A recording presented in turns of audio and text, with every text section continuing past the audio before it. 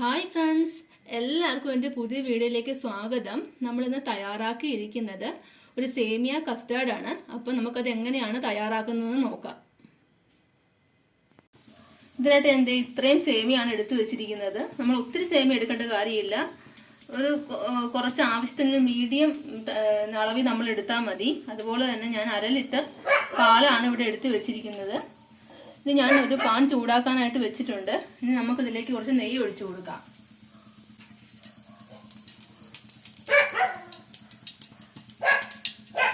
ഇത് നമുക്ക് ഈ സേമിയ ലോ ഫ്ലെയിമിലിട്ട് നമുക്കിതൊന്ന് വറുത്തെടുക്കാം.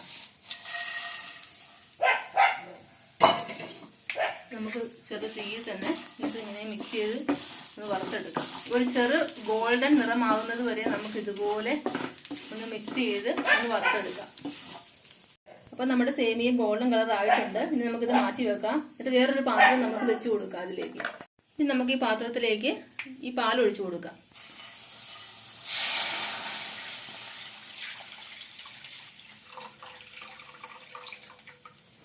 നന്നായിട്ട് ഇത് തിളയ്ക്കണം. അപ്പൊ പാല് നന്നായി തിളച്ച് വരാറായിട്ടുണ്ട്. ഇനി നമുക്ക് ഈ സമയത്ത് വേണം പഞ്ചസാര ഇട്ട് കൊടുക്കാനായിട്ട്. ഞാൻ 4 സ്പൂൺ പഞ്ചസാരയാണ് ഇട്ട് കൊടുക്കുന്നത്.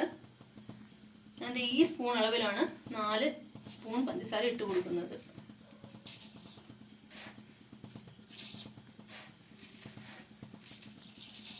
നന്നായിട്ടൊന്ന് തിളയ്ക്കട്ടെ.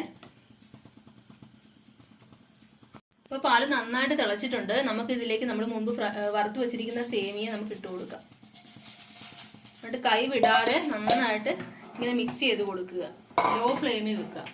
ലോ ഫ്ലെയിമിൽ ഇങ്ങനെ വെച്ച് കൊടുക്കാം. സേമിയ നന്നായിട്ട് വെന്ത് വന്നിട്ടുണ്ട്.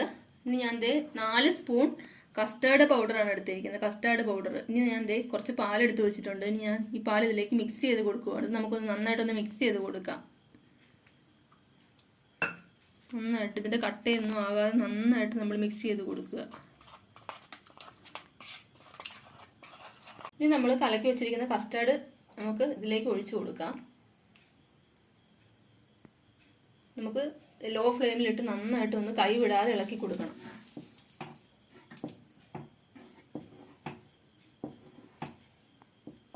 അപ്പൊ ഈ മിക്സ് നന്നായിട്ട് ഈ ഒരു പരുവത്തിലായിട്ടുണ്ട്. ഇനി നമുക്ക് ഓഫ് ചെയ്യാം. അല്ലെങ്കിൽ ഒത്തിരി കട്ടയായി പോകും.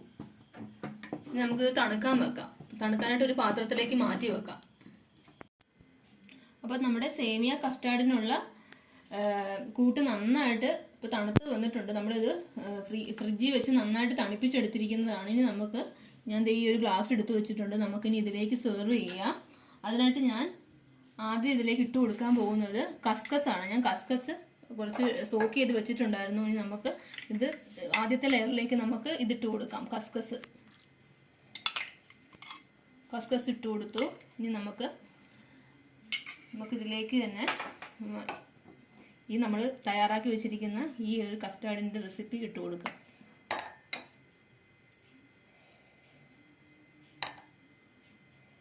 ഇതിൻ്റെ മീതിയിലേക്ക് ഞാൻ കുറച്ച് നട്ട്സ് ഇവിടെ കട്ട് ചെയ്ത് വെച്ചിട്ടുണ്ട്. പിസ്ത, ബദാം, കാഷ്നട്ടൊക്കെ. അപ്പോൾ നമുക്ക് അതും ഇതിൻ്റെ മീതിയിലേക്ക് ഇതുപോലെ ഇട്ട് കൊടുക്കാം. അതുപോലെ ഞാൻ ഫ്രൂട്ട്സ് അരിഞ്ഞ് വെച്ചിട്ടുണ്ട്. ഒരു ചെറുപഴവും ആപ്പിളും ചെറുതായിട്ട് കട്ട് ചെയ്ത് വെച്ചിരിക്കുകയാണ്. ഇത് നമുക്ക് ഇട്ട് കൊടുക്കാം. നിങ്ങൾക്ക് ഇഷ്ടമുള്ള ഏത് ഫ്രൂട്ട്സ് വേണമെങ്കിലും ഇതിൻ്റെ അകത്ത് ചേർക്കാവുന്നതാണ്. ഞാൻ ഇത് ഇട്ട് കൊടുക്കുവാണ് ലെയറായിട്ട്. ഇനി ഇതിൻ്റെ മീതിയിലേക്ക് തന്നെ നമുക്ക് ഈ കൂട്ടൊഴിച്ച് കൊടുക്കാം.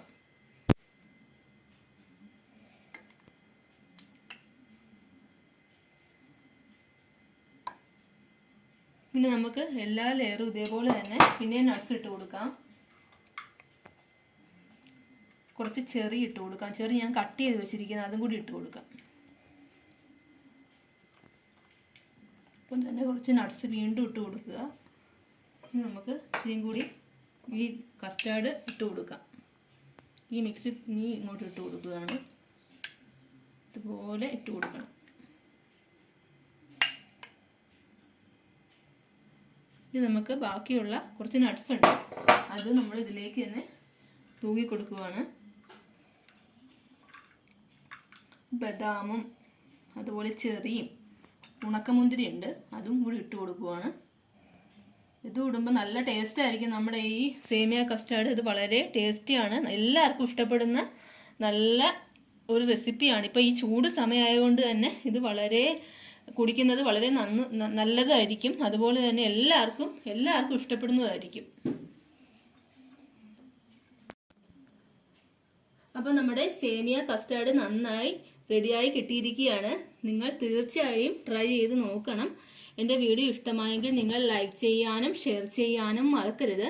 ഇനിയും എൻ്റെ ഇതുപോലെ ഉള്ള വീഡിയോസിനായിട്ട് നിങ്ങൾ എൻ്റെ ചാനൽ സബ്സ്ക്രൈബ് ചെയ്യുക. അതുപോലെ തന്നെ തൊട്ടടുത്തുള്ള ആ ബെല്ലൈക്കൺ കൂടി ഒന്ന് ക്ലിക്ക് ചെയ്യുക. താങ്ക്